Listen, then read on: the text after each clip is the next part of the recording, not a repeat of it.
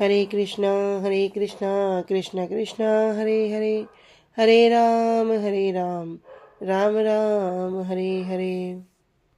श्री गुरुदेव की अहेतु कृपा से हमारा जो ग्रंथ चल रहा है उसका नाम है श्री श्री चैतन्य चैतामृत, जिसमें हम आ चुके हैं मध्य लीला 20वां अध्याय, प्यार संख्या 163। अब तक हम श्रवण कर रहे हैं कि जो 3 प्रकार के अधिकारी हैं वो क्या करते हैं, 3 प्रकार के साधन के द्वारा भगवान को प्राप्त करते हैं। तो जो ज्ञानी हैं वे ब्रह्म तक जाते हैं, जो योगी हैं वे परमात्मा को ही सर्वस्व मानते हैं, और जो भक्त है वो भगवान के अतिरिक्त अन्य किसी को जानता ही नहीं है। तो श्रीमद् भगवत गीता में 10वें अध्याय के 42वें श्लोक में कह रहे हैं, अथवा बहुनैतेन किम ज्ञातेन तवार्जुना विष्ठाभ्यहम अहम इदम कीर्तन एकाशेन स्थितो जगतः। वहाँ पे भगवान स्वयं कह रहे हैं कि हे अर्जुन, इस पृथक पृथक उपदिष्ट ज्ञान से तुम्हारा क्या प्रयोजन। अगर कह रहे ना भैया, यहाँ बार बार ज्ञान की बात बता रहे हैं, कभी योग की बात बता रहे हैं। भगवत गीता में भी तो 3 प्रकार के ज्ञान बताए ना, 3 बताए, एक कर्म योग, एक ज्ञान, एक भक्ति योग। तो वहाँ कह रहे कि अलग अलग से तुम्हारा क्या प्रयोजन, तुम्हारा क्या मात्र है कि तुम तो बस इतना जान लो कि मैं अपने एकांश से, एक अंश से इस समस्त जगत को धारण करके अवस्थित हूँ, अर्थात मैं अपने एक अंश से इस संपूर्ण ब्रह्मांड में व्याप्त हूँ। जिस प्रकार हमने कल श्रवण किया था कि भगवान के जो अंश है वही क्या है, परमात्मा है, और हम सिर्फ जीवों के अंदर में विराजमान है। तो यहाँ पे वही शिक्षा अर्जुन को दे रहे हैं कि आप तो बस इतना जानो कि मैं अपने एक अंश से इस संपूर्ण ब्रह्मांड में व्याप्त हूँ और इसको धारण करता हूँ, अर्थात सबका कंट्रोलर, सबका नियंता कौन हूँ, मैं ही हूँ। तो अलग अलग ज्ञान से कोई भी प्रयोजन नहीं है, लेकिन फिर भी हम सब श्रवण कर रहे हैं, कभी कर्म के विषय में, कभी ज्ञान के विषय में, कभी योग के विषय में, कभी आरोप सिद्धा भक्ति के विषय में, कभी संग सिद्धा भक्ति के विषय में, कभी प्रतिबिंब वाद क्या है, छायाभास क्या है। क्यों? क्योंकि इनको श्रवण करने से जो वास्तविक वस्तु है उसके महत्व को हम जान सके। इनको अंगीकार नहीं करना कि इनको अंगीकार करके वास्तव वस्तु को छोड़ना है, नहीं। वास्तव वस्तु की महिमा को, वास्तव वस्तु में हमारी और दृढ़ता हो, इसलिए क्या करेंगे, इनको हम श्रवण कर रहे हैं। तो यहाँ कृष्ण भी अर्जुन से कह रहे हैं, अथवा बहुनेतेन किम ज्ञातेन तब अर्जुना, कि अलग अलग ज्ञान को जानने से तुम्हारा क्या प्रयोजन है। तुम तो बस इतना ही जानो कि जो भी करता धरता हूँ कौन है, मैं ही हूँ। मैं ही क्या करता हूँ, पूरे जगत का नियंता मैं ही हूँ, और अपने एक अंश से सारे ब्रह्मांडों में व्याप्त भी मैं ही हूँ। मुझसे ही, मेरे ही एक स्वरूप को क्या करते हैं, योगी परमात्मा के रूप में जानते हैं। मेरी ही शरीर की जो अंग कांति है उसको जो ब्रह्मवादी हैं, जो निर्विशेषवादी हैं, उसको ही ब्रह्म रूप में मानते हैं। लेकिन जो वास्तव में वो कौन है, मैं ही हूँ। इसलिए बार बार कह रहे ना, ईश्वर परमः कृष्ण सच्चिदानंद विग्रह अनादिरादिर गोविंद सर्व कारण कारणम, कि मैं ही कौन हूँ, सर्व कारणों का मूल कारण हूँ। ब्रह्मा जी स्वयं जब स्तुति कर रहे हैं, कह रहे भैया जो सबके कारणों के भी जो कारण है, अर्थात उनका कोई कारण नहीं है, वो कौन है, एकमात्र कृष्ण है। तो बार बार हम ये श्रवण कर रहे किस लिए, कि जो हमारी जो भक्ति है, जो दृढ़ है, जो हमारा प्रयास है, वो इधर उधर डिवाइड ना होकर कहाँ जाए, ठाकुर के चरणों में जाए। और ठाकुर के चरणों में जब वो भक्ति, जब वो दृढ़ता लग जाएगी, जब वो श्रद्धा आ जाएगी, तब क्या होगा, तब कल्याण हो जाएगा। अभी कोई नया नया व्यक्ति भक्ति में लगता है, अभी बड़ा देवी की पूजा करता है, बहुत करता है, लेकिन अभी कुछ ने बोल दिया भैया एक साधे सब सदे, सब साधे सब जाए, किस किस को पूजोगे। अब वो विचार करता है, अच्छा जब कृष्ण की पूजा करने से सबकी पूजा हो जाती है तो मैं भी कृष्ण की पूजा करूंगा। अब हठात क्या करता है, धीरे धीरे वो जो जिनकी उपासना करता है उनकी उपासना कम करके कृष्ण की उपासना करने लगता है। किंतु फिर देखते हैं कि परिवार में कुछ गड़बड़ होने लगी। जिस तरह से शांति से घर परिवार चल रहा था अब नहीं चल रहा, तो सोचते हैं कि मेरे पर ना देवी कोपित हो गई, या मैंने आज ये कार्य नहीं किया जो मैं नित्य करता था, इसलिए क्या हो गया, मैंने देवी की पूजा छोड़ दी या मैंने गणेश जी की छोड़ दी, तो अभी वो मुझसे ना गलत हो गया और ये बात है ना अभी इतना सही नहीं है। इस प्रकार का विचार करके वो फिर भ्रमित होकर फिर वापस लग जाता है।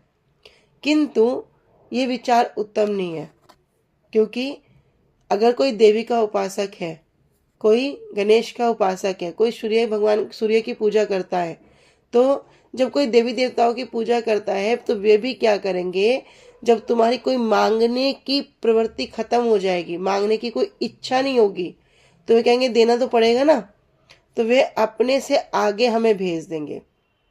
जिनकी वे उपासना करते हैं उनके पास में हमें भेज देंगे।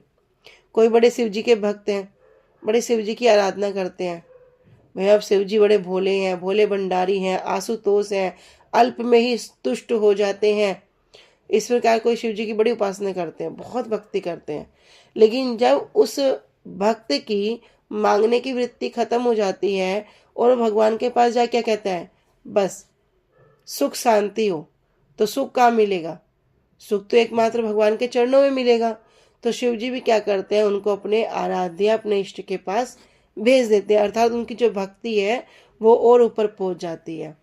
तो करते करते करते करते जाना कहाँ है, गोल क्या है, गोल यही है, राधा दास्यम, कृष्ण प्रेम, भगवत प्रेम, यही तो गोल है। तो हम इतनी चीजों को जानते हैं, तो यहाँ पे इसी प्रश्न को हल कर रहे हैं स्वयं भगवान कृष्ण, कह रहे हैं अथवा बहुने तेन किम ज्ञातेन तवार्जुना, कि अलग अलग ज्ञान को जानने से तुम्हारा प्रयोजन क्या है।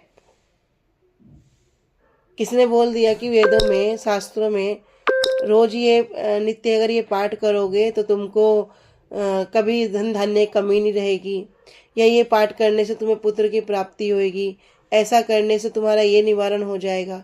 फिर क्या करते हैं, हम उस फल स्तुति में ही अटक के रह जाते हैं। अच्छा इससे ये कार्य होता है और हमें तो संसार में यही चाहिए, फिर फल स्तुति में ही हम सब लगे रह जाते हैं। और वे फल स्तुति भी क्या करती है, हमें अपनी ओर आकर्षित कर लेती है, हम उससे आगे बढ़ ही नहीं पाते। फिर क्या होगा, फिर भैया इसी कर्म के बंधन में लगे रहेंगे और वापस बार बार 84 की योनि में भ्रमण करते रहेंगे। तो करना क्या है, यहाँ पे साफ साफ बता दिया कि उपाय क्या है, भक्ति, भक्ति के द्वारा ही भगवान को वशीभूत किया जा सकता है, अन्यथा कोई उपाय नहीं है। आगे कह रहे हैं, भक्ति ओ भगवानेर अनुभव पूर्ण रूप, एक विग्रह तार अनंत स्वरूप। भक्ति, भक्ति अर्थात जो भक्त है वो भगवान की क्या करेगा, प्रेम के द्वारा सेवा करेगा, पूरा प्रेममयी सेवा करेगा। और उस प्रेममयी सेवा के द्वारा क्या होगा, भगवानेर अनुभव पूर्ण रूप, वो पूर्ण रूप से भगवान का जो दिव्य रूप है, जो भगवत प्रेम है, उसको क्या करेगा, उसको जान पाएगा, उसको जान सकता है, समझ सकता है। क्योंकि भक्ति के द्वारा ही भगवान के उस दिव्य रूप को समझ सकते हैं। कैसे, जैसे हम सब अमरीश महाराज जी कथा श्रवण करते हैं, भगवान क्या कह रहे हैं, अहम ही भक्त पराधीनो। जो भगवान स्वतंत्र हैं, जो भगवान सबके कारणों के कारण हैं, जो अनादिरादि गोविंद हैं, उनका कोई आदि नहीं, उनका कोई मध्य नहीं, उनका कोई अंत नहीं, वे क्या कह रहे हैं, अहम ही भक्त पराधीनो, भैया मैं भी इन भक्तों के अधीन हूँ। क्यों अधीन हूँ, क्या भगवान को किसी ने बोल दिया मैं आपको 1 लाख रुपए रिश्वत दूंगा, आप बस मेरे पीछे पीछे चलो, ऐसा ही हुआ, कह रहे नहीं, क्या भगवान भी उनकी भक्ति के वशीभूत हैं। दुर्योधन की मेवा त्यागी, साग विदुर घर खायो। दुर्योधन की मेवा को त्याग देंगे, 56 भोग की भी आवश्यकता नहीं है, लेकिन किसकी आवश्यकता है? भाव की, प्रेम की। तो भगवान भी स्वयं कहते हैं एकमात्र भक्ति के द्वारा ही मैं क्या होता हूँ? वशीभूत हो जाता हूँ। सब कहते हैं ना मैं स्वतंत्र हूँ, मैं भी स्वतंत्र नहीं हूँ। जो भगवान के निष्काम भक्त हैं, जो शुद्ध भक्त हैं, जो भगवान की ही सेवा के अतिरिक्त जिनको और कुछ नहीं चाहिए, वे क्या करते हैं? उनके पीछे पीछे भगवान स्वयं चलते हैं। तो वो ही भगवान को समझ सकते हैं। एक ही विग्रहतार अनंत स्वरूप, किंतु भगवान क्या है? भगवान का वास्तव में जो एक ही स्वरूप है, किंतु अपनी जो परम इच्छा है उसके कारण क्या करते हैं? अनंत अनंत स्वरूपों में अपने आप को असंख्य रूपों में विस्तार कर लेते हैं। तो भी उनके स्वरूप के विषय में ही हम श्रवण करेंगे। कह रहे एक ही विग्रह तार अनंत स्वरूप, एक ही विग्रह। तो रूप गोस्वामी जी भी यहाँ पर लघु भागवत अमृत में से उन्होंने बहुत कुछ वर्णन किया है। क्या? स्वयं रूप तदेक आत्म रूप आवेश नाम, प्रथमे 3 रूपे रहे न भगवान। कह रहे हैं कि भी 3 रूप के यहाँ वर्णन कर रहे हैं। कह रहे पहले तो स्वयं रूप, दूसरा है तदेक आत्म रूप, और तीसरा है आवेश नाम। तो रूप गोस्वामी पाद जी कह रहे हैं कि स्वयं रूप का अर्थ क्या है? अन्यन्यापेक्षी यद रूपम स्वरूपम स्वरूपः, अन्यन्यापेक्षी यद रूपम स्वरूपः स उच्यते। कह रहे जिसको जो किसी अन्य रूपों पर जो निर्भर नहीं करता, अर्थात जो पूर्ण पुरुषोत्तम भगवान का जो रूप है वो अन्य रूपों पर निर्भर नहीं करता, वही क्या कहलाता है? वही स्वयं रूप या मूल रूप कहलाता है। जो अन्य अन्य रूपों पर, किसी और रूप पर जो निर्भर नहीं करता, वही क्या है? स्वयं रूप कहलाता है। और ये रूप भी कहाँ वर्णित है? ये रूप श्रीमद् भागवतम में वर्णित है। जब कह रहे हैं कृष्णस्तु भगवान स्वयं, भैया जो कृष्ण है यही कौन है? आदि अनादि आदि गोविंद, यही पूर्ण पुरुषोत्तम भगवान है। जिस प्रकार वृंदावन में जब कृष्ण ग्वाल बाल के रूप में क्या कर रहे हैं? लीला कर रहे हैं, क्रीड़ा कर रहे हैं, तो कृष्ण का वो रूप क्या है? वो भगवान स्वयं है, उनका मूल रूप है। तो वही क्या कहलाता है? स्वयं रूप कहलाता है। फिर ब्रह्मा जी उनकी स्तुति करते हैं ईश्वर परम कृष्ण श्लोक के द्वारा कि भैया उनसे श्रेष्ठ कुछ भी नहीं है। तो यहाँ पे स्वयं रूप शब्द का अर्थ क्या हुआ? अन्यनापेक्षे यद रूपम स्वयं रूपः स उच्यते, कि जो रूप किसी और अन्य रूप की अपेक्षा नहीं रखता या किसी और अन्य रूप पर निर्भर नहीं करता, वही क्या है? स्वयं रूप या मूल रूप कहलाता है। फिर दूसरा है तदेक आत्मरूप। तदेक आत्मरूप में श्री रूप गोस्वामी पाद जी कह रहे हैं यद रूपम तद भेदेन स्वरूपेन विराजते, आकृत्य आदि भिर्ण्यक दृक् से तदेक आत्मरूपः। तदेक आत्मरूप क्या होगा? कह रहे जो रूप का अस्तित्व है स्वयं रूप के साथ रहता है, जो मूल रूप है उसके साथ ही रहता है, और वे दोनों क्या होंगे? अभिन्न होते हैं। कैसे? कह रहे शारीरिक लक्षण और जो विशिष्ट कर्म है दिखने में क्या होगा? अलग प्रतीत होते हैं, और ये भी 2 प्रकार के हैं।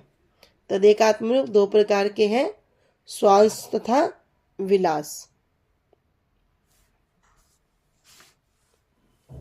तो जो रूप स्वयं रूप के साथ एक रूप में ही प्रकाशित होता है, किंतु आकृति और उनके वैभव आदि अर्थात उनका जो अंग, जो गठन है, उनके चरित्र हैं, वो भिन्न रूप में प्रकाशित होता है, उसे तदेकात्म रूप कहते हैं।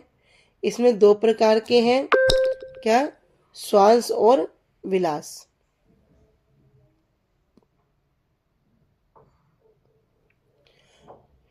फिर कह रहे हैं आवेश। आवेश के विषय में कह रहे हैं श्री रूप गोस्वामी पाद जी, ज्ञान शक्त्यादि कलिया यत्राविष्टो जनार्दना ता आवेशा निघ्नन्ते जीवा एव महत्तमः। आवेश में बता रहे हैं कि जिस जीव को भगवान आवेश करते हैं, अपनी किसी शक्ति का उसमें आवेश करते हैं, किसी कार्य को पूर्ण कराने के लिए जब अपनी शक्ति का उसमें कुछ आवेश करते हैं, उसको क्या कहते हैं? आवेश अवतार, आवेश रूप। जिस प्रकार आवेश रूप में क्या होगा? जैसे भक्ति का आवेश होगा। परशुराम जी में क्या किया? संहार शक्ति का आवेश कर दिया। वेद व्यास जी में क्या किया? ज्ञान शक्ति का आवेश किया। पृथ्वी महाराज जी में क्या किया? पालन शक्ति का आवेश किया। तो जो इसमें ऐसे आवेश प्रवेश करते हैं उनको कहते हैं आवेश अवतार।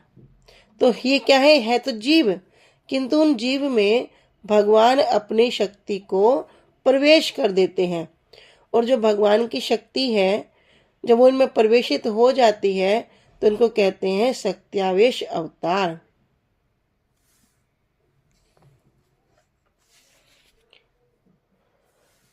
तो इसके अर्थ को श्रवण करते हैं कि भगवान श्री कृष्ण स्वयं रूप, तदेक आत्मरूप और आवेश रूप, इन तीन मुख्य रूपों में होते हैं। अमृत प्रभा भाष्य में श्रील भक्ति विनोद ठाकुर जी वर्णन कर रहे हैं कि भक्ति से भगवान की उपासना करने से उनका पूर्ण रूप में अनुभव होता है। कौन कह रहे हैं? श्रील भक्ति विनोद ठाकुर जी कह रहे हैं। भक्ति विनोद ठाकुर जी कौन है नित्य लीला में? कृष्ण लीला में कौन है? कमल मंजरी। हाँ, जो स्वयं कमल मंजरी है वे यहाँ पर कह रही हैं कि भक्ति से भगवान की उपासना करने से उनको पूर्ण रूप में अनुभव होता है। तो एकमात्र भक्ति के द्वारा ही भगवान को पूर्ण रूप में कोई जान सकता है। नहीं तो कोई सोचेगा मैं तो अपने ज्ञान के बल पे जानूंगा, तो अगर वो चला गया तो कहाँ तक जाएगा? ब्रह्म तक जाएगा। ब्रह्म क्या है? भगवान की शरीर की अंग कांति, भगवान की जो अंग कांति है, वो कहेगा हाँ हाँ बस यहीं पे स्टॉप है, इससे आगे कुछ नहीं है। कोई अगर योग सिद्धि करेगा, अनिमा लंगिमा भई महिमा, कितनी सारी सिद्धियां हैं, कोई इनके द्वारा प्रयास करेगा तो कहाँ तक जाएगा? जो भगवान का एक अंश जो हम सब जीवों के अंदर विद्यमान है वो वहीं तक जाएगा। उसको क्या मानेगा? यही सर्वस्व है, इससे आगे कुछ है ही नहीं। लेकिन जो भक्त है, भक्त भी कैसा? निष्काम भक्त, वो ही क्या करेगा? वो भगवान को पूर्ण रूप में जान सकता है। अर्थात एकमात्र भक्ति के द्वारा ही भगवान वशीभूत हो जाते हैं। हम सब ध्यान करते हैं किस प्रकार भगवान का स्मरण किया जाए, किस प्रकार हम भगवान की लीलाओं का चिंतन करें। कहते ना, हरि नाम करते हुए, माला करते हुए चिंतन करें। अभी हम ब्रज परिक्रमा कर रहे हैं, अभी हम धाम परिक्रमा में हैं, अभी हम वैष्णव के अनुगत्य में हैं, लेकिन प्रयास करने के बाद भी वो चिंतन होता नहीं है। लेकिन ब्रज में गोपियाँ क्या करती हैं? वहाँ पर तपस्या करने, ध्यान लगाने बैठ जाती हैं। नारद जी देख के आश्चर्यचकित, भैया ब्रज की तो रीति ही नहीं है ध्यान लगाना, ये गोपी क्या ध्यान लगा रही है? पूछते हैं, गोपी तू क्या ध्यान कर रही है? बोलते हैं, नारद जी अभी मैं अपने लक्ष्य पहुंचने ही वाली थी, आपने आके मेरा ध्यान भंग कर दिया। कह रहे मैं तो आश्चर्यचकित हूं, तुम ध्यान क्या कर रही हो? कह रहे वो जो नंद का लाला है ना, वो मेरे ध्यान से हटता ही नहीं है, उसको हटाने के लिए मैं ध्यान कर रही हूँ। किस प्रकार की भाव, किस प्रकार का प्रेम, तो अभी ऐसा होता है? अभी तो हमें कृष्ण की ओर, ठाकुर की ओर, वैष्णव की ओर, कथा की ओर, हरि नाम की ओर, अर्थात जो भी वस्तु हमें सदमार्ग में अग्रसर कर सकती है, उनकी ओर जाने के लिए बड़ा अथक प्रयास करना पड़ रहा है। तो ऐसा प्रयास हो पाएगा? गोपियां कह रही कि नहीं, अरे उस नंद के पूत को ही तो ध्यान से हटाने के लिए प्रयास कर रही हूँ, लेकिन तुमने आके फिर मेरा ध्यान भंग कर दिया, अब मुझे फिर से करना पड़ेगा।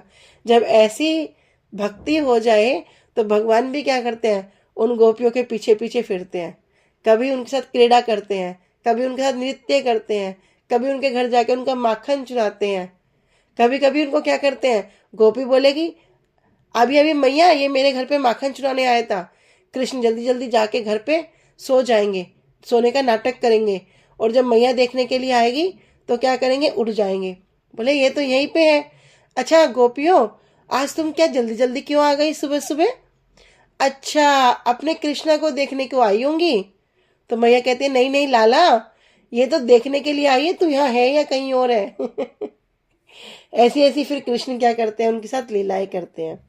किंतु अभी हमें क्या करना पड़ता है, हमें तो अपना पूरा ध्यान जोर जबरदस्ती के खींच खींच के कभी सेवा की ओर, कभी वैष्णव संघ की ओर, कभी कथा की ओर, कभी परिक्रमा की ओर, कभी नाम की ओर लगाना पड़ता है।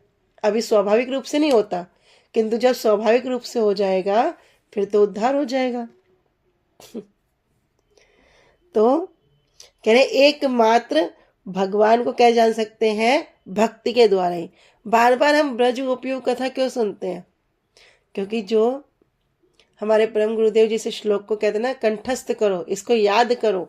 क्या था कि उपासना भी करनी है तो किस प्रकार, जैसी ब्रज गोपियों ने की। आराध्यो भगवान ब्रजेश तन्यो तद्धाम वृंदावनम रम्या काचिद उपासना ब्रज वधु वर्गेन या कल्पिता। श्रीमद् भागवतम प्रमाण अमलम प्रेमा पुमर्थो महान श्री चैतन्य महाप्रभुर मतमिदम तत्रादरो न पड़ा। कि भैया इस श्लोक में कई बार हम श्रवण कर दिए, कई बार हम सुनते हैं, तो इसको अगर कोई अच्छे से याद कर ले, अच्छे से इसे अपने कंठ का हार बना ले, तो कहना ही क्या।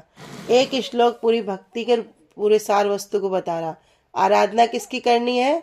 ब्रजेश तन्यो, भैया ब्रज के जो कृष्ण है, जो बजेन नंदन है, उनकी उपासना करो। उनका धाम क्या है? तद्धाम वृंदावनम, उनका धाम है वृंदावन धाम। तो कह रहे भैया कृष्ण भी तीन है, बार बार हम कृष्ण कृष्ण कर रहे हैं, फिर यहाँ पे स्पेशली बोल दिया ब्रजेश नंदन, ब्रजेश तन्यो। क्यों कह दिया? क्योंकि एक द्वारकेश कृष्ण है, एक मथुरेश कृष्ण है, और एक बजेन नंदन कृष्ण है। तो उपासना किनकी करनी है? बजेन नंदन कृष्ण की करनी है। फिर यहाँ तक कि धाम भी बता दिया, भैया वे वृंदावन वासी हैं, वृंदावन धाम के रहने वाले हैं। फिर कि भैया उपासना करने कैसे करेंगे, हमें तो पूजा वूजा करना आता नहीं है। फिर वहां पहुंच जाते हैं ब्रज गोपियों के पास। कह रहे जिस प्रकार ब्रज गोपियों ने की उसी प्रकार करनी है। अच्छा, फिर आगे कह रहे श्रीमद् भागवतम प्रमाण अमलम। ग्रंथ क्या पढ़े भैया? श्रीमद् भागवतम। ये क्या है? सभी वेदों का सार है। गायत्री भाष्य रूपो असो सर्व वेदांत परिभिन्नता। तो उनका एक तरह से भाष्य, उनकी टीका, जिसमें सब कुछ बता दिया तुम्हें जो जो करना है। प्रमाण अमलम, इसमें किसी प्रकार का छल कपट नहीं है। धर्म अर्थ काम मोक्ष सबको निकाल दिया। और ये क्या है? प्रेमा पुमर्थो महान, इसको ही जो प्रेम है, पंचम पुरुषार्थ है, वो प्राप्त हो जाएगा। क्यों माने? माने क्यों? मानने का प्रयोजन क्या? क्यों कह दिया भैया श्री चैतन्य महाप्रभु मतमिदम तत्रादरो न परा। यही श्री चैतन्य महाप्रभु का मत है, अन्य अन्य मत को जानने की क्या आवश्यकता। अभी हम श्रवण कर रहे ना, भगवान कृष्ण अर्जुन से कह रहे ना, अथवा बहुनेतेन किम ज्ञातेन तब अर्जुना। भैया अन्य अन्य ज्ञान को जानने की क्या आवश्यकता है? तुम तो बस इतना ही जान लो, मैं ही सबके अंदर विराजमान हूँ, सभी ब्रह्मांड में मेरा ही एक अंश है। तो ऐसे ही वहां पर इसी श्लोक में महाप्रभु कह रहे हैं, ये इस श्लोक को कह रहे हैं कि श्री चैतन्य महाप्रभु मतमिदम, क्योंकि भैया यही श्री चैतन्य महाप्रभु का मत है, अन्य अन्य चीजों से हमें क्या प्रयोजन। तो भक्ति के द्वारा ही भगवान की पूर्ण रूप से अनुभव होता है, उनको जान सकते हैं। उनका एक उन एक नित्य विग्रह से अनंत स्वरूप प्रकाशित होते हैं। तो अनंत स्वरूप के विषय में हम श्रवण कर रहे हैं। कह रहे पहला क्या है, स्वयं रूप, दूसरा है तद एकात्म रूप, और तीसरा है आवेश रूप। इन तीन रूपों में पूर्ण रूप से दिखाई देते हैं। स्वयं रूप में स्वयं और प्रकाश, इन दो रूपों में उनकी स्फूर्ति होती है। स्वयं रूप में भगवान स्वयं और उनका प्रकाश, इन दो रूपों में उनकी स्फूर्ति होती है। उनमें से स्वयं रूप में ब्रज में गोप मूर्ति रूप में श्री कृष्ण उदित हुए हैं। स्वयं रूप में कहाँ उदित हुए हैं, कह रहे ब्रज में ग्वाल बाल के रूप में भगवान उदय हुए हैं। भागवत अमृत के अनुसार श्री कृष्ण की गोप मूर्ति ही स्वयं रूप है। भगवान ने क्या किया, नरवत अर्थात मनुष्य की भांति वहां पर लीला की। कह रहे जो गोप मूर्ति है वही क्या है, स्वयं रूप है। क्यों, क्योंकि वह उनके और अन्य किसी भी रूप की अपेक्षा नहीं रखती। स्वयं रूप का हमने जो व्याख्या श्रवण की श्री रूप गोस्वामी पाद जी की, क्या कह रहे हैं कि जो अन्यनापेक्षी यद रूपम स्वयं रूपः स उच्यते, जो किसी अन्य रूप की अपेक्षा नहीं करता, जो स्वतः सिद्ध है, उन्हीं श्री कृष्ण स्वरूप ही वे स्वयं रूप कहा जाता है। तो ये जो भगवान का जो ग्वाल रूप है, गोप मूर्ति है, ये भी किसी अन्य रूप की अपेक्षा नहीं रखती। उनका जो रूप स्वयं रूप से अभेद है, स्वयं रूप से अभेद है, किंतु अभेद मतलब भेद नहीं है, किंतु आकृति और वैभव आदि में भिन्न है। उनके जो शरीर की आकृति और वैभव है उसमें भिन्न है, उसे कहते हैं तद एक आत्मरूप। तद एक आत्मरूप के विषय में भी हमने श्रवण कर लिया। फिर कह रहे हैं जिन सब जीवों में भगवान की शक्ति प्रवेश करके उनके माध्यम से महान कार्य करती है, वे ही भगवान के आवेश रूप हैं। जैसे भगवान ने ज्ञान शक्ति के द्वारा क्या किया, वेद व्यास जी में, संहार शक्ति के द्वारा परशुराम जी में, इस प्रकार हमने श्रवण किया। तो ये क्या हो गए, शक्त्यावेश अवतार। अनुभाष्य श्री भक्ति सिद्धांत सर्व ठाकुर उपाध्याय जी कह रहे हैं स्वयं रूप श्री रूप प्रभु कृत लघु भागवत अमृत के पूर्व खंड का 12वां श्लोक। अन्यापेक्षी यद रूपम स्वरूपम स उच्यते, श्री कृष्ण का जो रूप अन्य रूपों की अपेक्षा नहीं करता, अर्थात स्वतः सिद्ध श्री कृष्ण रूप को ही स्वयं रूप कहा जाता है। तदेकात्म रूप 14वां श्लोक।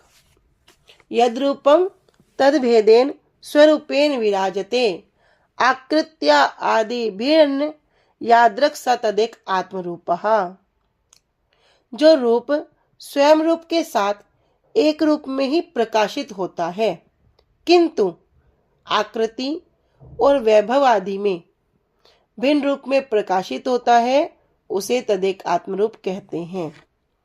यह 2 प्रकार का है, स्वांश और विलास के रूप से 2 प्रकार का है।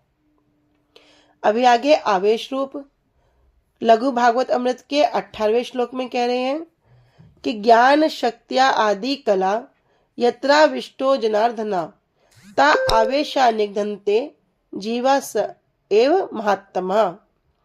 कह रहे जन सब जीवों में श्री जनार्दन ज्ञान शक्ति आदि कलाओं के द्वारा आविष्ट होते हैं, उन सब महत्तम जीवों को आवेश कहा जाता है।